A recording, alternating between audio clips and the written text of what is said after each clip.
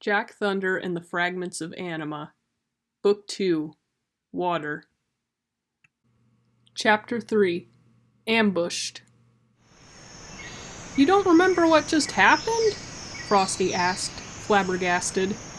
"You attacked my brother and tried to rip his antennae off." "What? I did that?" The squirrel woman tried to remember what had happened. That's when she remembered. He had been humming to himself, and the music had pained her deeply. That's why she attacked him. She didn't remember much after that. "Yeah, you were acting all weird and stuff. You had a Wendigo. It's gone now," Jack Thunder confirmed. Forgive me. I couldn't control myself." "Don't apologize, we're here to help." That's when the squirrel woman noticed Stormbringer in Jack Thunder's hand. It was then that she recognized the Tengu. "Is that Son?" "Never mind that," Son interrupted. "Do you know anything about the Seastone?" "The Seastone? Oh, yes. You must be here to find it. What a relief. Things have been crazy these past few weeks. Everyone in the archipelago has lost their minds.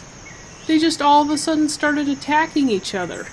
I came out here to try to get help, but that Wendigo grabbed onto me and started draining me before I could do anything.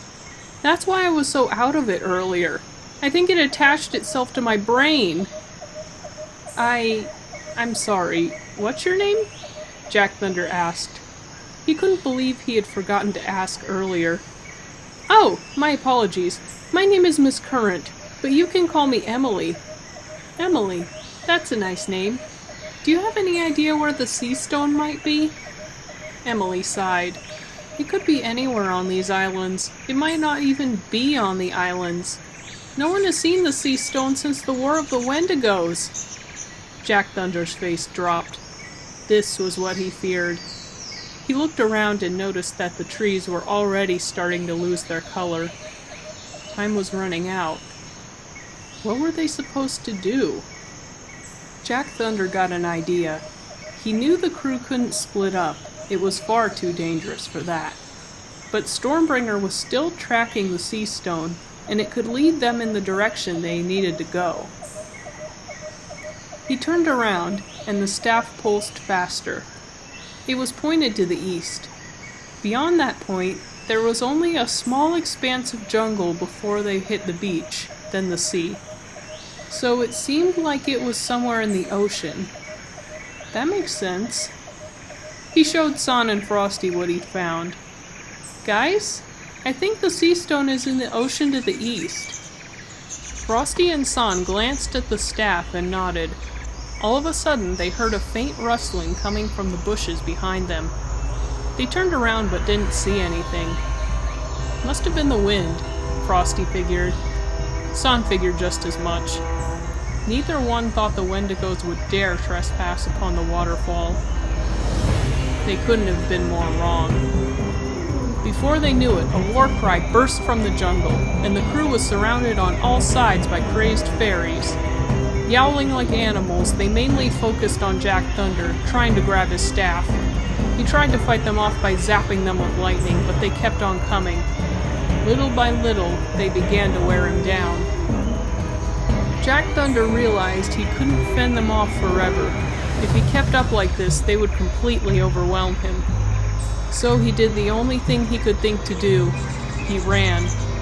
As he dashed through the forest, jumping over exposed tree roots and slicing through vines, he only had one thought.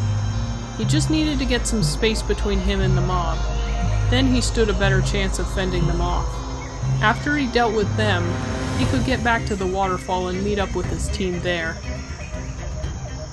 After far too long, Jack Thunder skidded to a stop. He leaned against a tree, trying to catch his breath. I think I lost them." He was far enough that he couldn't hear the mob anymore. His eyes darted around as he listened for any signs of them. Nothing. Just the calls of tropical birds and the chirping of insects. He breathed a sigh of relief. But now he was faced with a new problem. He had gotten himself lost. "Hello? Is anyone there?" He was met with silence. Now he began to panic. He had no idea where he was, let alone how to get back to the waterfall. And what about the others? What if the mob took them? What was he supposed to do? He stopped himself, taking a deep breath. Falling to pieces would do no good, especially if the Wendigo-crazed mob was still out there. And he knew that Frosty and Sun were more than capable of defending themselves. Even Razor was far from helpless. He could shoot lightning out of his mouth after all. As bad as he felt about abandoning them, he knew they could handle their own in battle. Besides, it wasn't them the islanders were after. That's when he got another idea. He already knew the Seastone was to the east. He could just head in that general direction and meet up with them there. They had already seen how Stormbringer tracked the Seastone, so they must be headed in that direction. Now, which direction was east? Stormbringer was still pulsing, albeit a lot slower now. It might have pulsed slightly faster when Jack Thunder turned around, but the change was too slight to tell. He groaned in exasperation, turning his head up to the sky. That's when he remembered. He could judge which direction was which by the position of the sun. He estimated that it was only a couple of hours past noon, so the sun would be closer to the west. If he went in the opposite direction to the sun, he would end up walking east. He quickly found the sun in the sky. He turned his back to it and set off.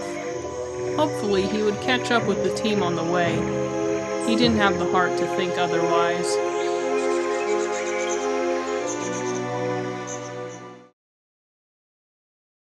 Hi there, I hope you enjoyed the video.